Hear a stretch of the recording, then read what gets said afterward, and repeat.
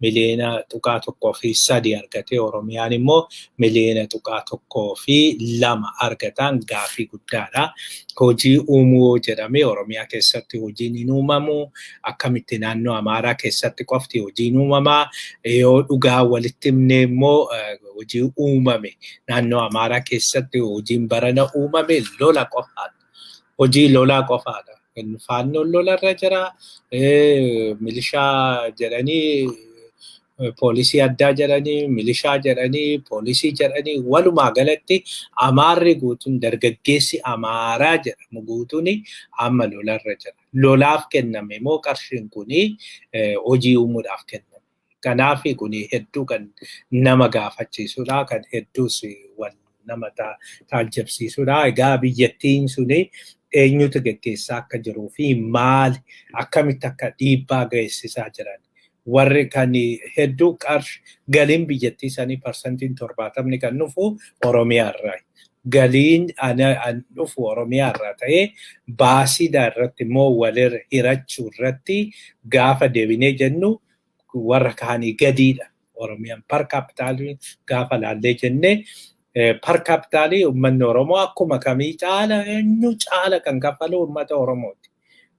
Waan oomishu san irraanii jechuudha. Gama qoodachuutiin akka dhuunfatti akka nama tokkotti otoo par kaapitaalii ilaalle naannoo kamii caalaa immoo gadaanan isa maaliif uummata baay'ee qabaa wanti inni deebisee argatu immoo sanaa gadi waan ta'eef. Amma par kaapitaalii kana argachuudhaaf akkasitti kaalkuleet gochuu dandeessu biliyoona 1.3 uummata miliyoona egaa istaastiksii waggaa 10 dura jiru naalaala. Istaastiksiin waggaa 10 dura jiru kan yeroo sanitti lakkoofsa uummataa ibsu bara sanaa uummanni Oromoo miliyoona 27 uummanni Amaaraa miliyoona 17. Garaagarummaa miliyoona 10 qabna. Okay, sana gaaffii garaagarummaa miliyoona 10 sana laalatu achiin booda Oromoodhaa fi biliyoona 1.2 miliyoona 27 hira. Achiin booda hin argattu calculationii kana. Nama tokkoon liqaan suni nama tokko hagam akka ga'u jechuudha. Gama biraatiin biliyoona 1.3 immoo uummata miliyoona 17 hira. Achiin booda nama tokkoof hagam akka ga'u hin argattu. Kuni maaliif ta'uu danda'e? Maaliif agasii gargar nama baasuun kuni agasii naannoo dhufan sanaaf looguun kuni maalirraa kan ka'edha? Egaa kuni booddee badii guddaa ofitti fiduudhaaf deemaa jira. Uummanni Oromoo kana obsaanii bira darbuu hin qabu. Falmachuu qabaa. Isarraa fuudhanii kan biraatiif kennaa jiru. Kanaan uummanni waan gootu situ beeka. Gama biraatiin wabooni karaa Finfinnee, Bahar Daar, Gimbii Asoosaa, Gimbii Dambidolloo fi Naqamtee Bahar Daar cufee jira. Kanaan egaa namoonni karaa sana sochootanii of eeggannoo akka gootan jedhee waboon ergaa dabarsatee jira. Hojii guddaa gochaa jiru. Wabooni amma akkuma kaleessa isinitti himee gara kibbaatiin waraanni hedduutu gaggeeffamaa jira. Waraana hedduutu deemaa jira. Kanaanii gujiin lamaaniyyuu qabamanii jiru jechuun ni danda'ama. Guutumaan guutuutti waboo jala galanii jiru jechuun ni danda'ama. Sanaan ala Wallagga dhiyaa keessa Wallaggi Arfanii godinaaleen Arfanii Wallaggaa kunis almost galanii jiru jechuu danda'ama. Haala kanaan egaa hanga godina 6tti waraana jala gala waraana waboo jala waraana bilisummaa Oromoo jala galanii jiru jechuun ni danda'ama. Achiin ala kan jiranii hamma tokko immoo gamisti kan jala galanii Shawaan dhiyaa keessattuyyuu Shawaan kaabaa Arsiin hammi tokko Baalee Harargeen isaan kuni akkasumas Booranaanii walakkaan jechuun ni danda'ama galanii jiru. Kanaanii amma Oromiyaan ilmaan ishii jalatti galtee jirti jechuudha. Ilmaan ishii jala jirti jechuudha. Kanaan egaa ammallee waan gaariitu deemaa jira, waan gaariitu ta'aa jira jechuudha. Kanaan waboonii gargaarsa barbaanna jedhee jira. Gargaarsa kana namni danda'e karaa danda'een gargaaruu ni danda'a. Namni danda'e karaa isa baasuun keessattuyyuu WBOn amma gargaarsa guddaa kan inni barbaadu gargaarsa yaadatti, gargaarsa odeeffannooti. Kanaafi namoonni gargaarsa ilaalaa, gargaarsa kennaafi keessattuyyuu baay'ee kan isin taajjabaa jirru warra waraana beektan. WBOn jeneraala barbaada amma, WBOn shaalaqaa barbaada, WBOn koloneela barbaada, WBOn warra sadarkaa gurguddaatti waraana kana gorsuu fi gargaaruu danda'an isaan kana barbaada amma yeroo ammaa kanatti.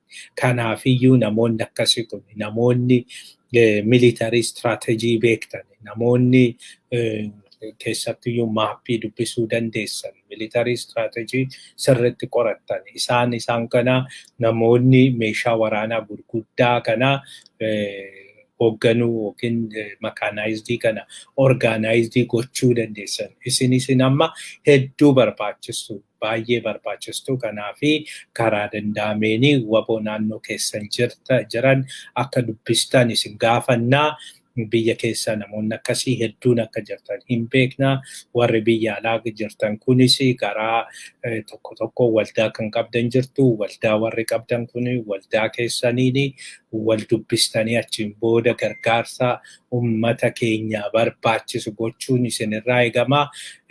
Hubadhaa jara keenya. Warri Tigraay yeroo hundaa isaan kaasuunis gaarii miti jechuun garuu dhiyootti muuxannoo dhiyootti fi injifannoo yoo laallee jennu Saadiqaanii as Koloraadoodha. Asii Koloraadoodha jireenya gaarii jiraata.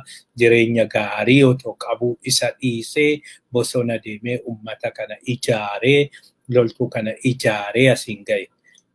Lammaffaa qabeenya keessaa warshaa guddaa qabaa. Biiran raayyaa kan isaati. Waan kana otoo qabeenyi kun narraa fudhatamaanii jedhee otoo yaaduu danda'u. Kanaafi Abiyyi wajjiniin muudii keessa galee waan tokko gochuu otoo qabu isa dhiiseeti kan inni uummata isaa bilisoomsuudhaaf akkas godhe. Keenyas akkasuma gochuu qabdu. Fuulduratti WBO bira deemanii jajjabeessuun, WBO bira deemanii bira dhaabachuun, WBOn gaachana uummata Oromooti jedhanii is gargaaruun waan baay'ee barbaachisaadha.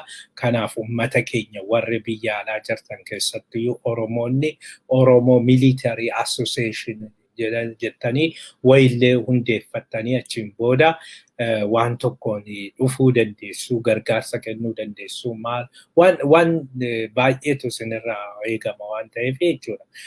Kanarratti akkamitti ijaaramna, maal goona, waan garaagaraa kana isin gargaaruu dandeenya. Akka hayyootatti isin gargaaruu dandeenya nuti. Isin garuu waan akkasii isinirraa eegama. Warri biyya alaa jirtan kana gochuu dandeessu. Warri kana dura qabsaa turtanis WBO keessa turtanii karaa dandeessaniin ammas isin eeguma isiniin boonna. Isinii kan baay'ee sochoosaa jiru daayasporaayi.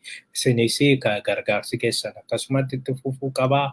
Warri biyya keessa jirtanis akkasuma kan militarii akkasumatti kan galaa dhiyeessuu dandeessan, akkasumatti kan odeeffannoo dhiyeessuu dandeessan, akkasumatti kan maallaqaan gargaaruu dandeessan, akkasumatti hundi keessaniyyuu. Kanaafi dhumni keenya, galmi keenya bilisummaadha. Gamni keenya erga bilisoomneen booda akka feene ta'uu dandeenya. Uummanni bilisaa waan barbaade ta'uu ni danda'a.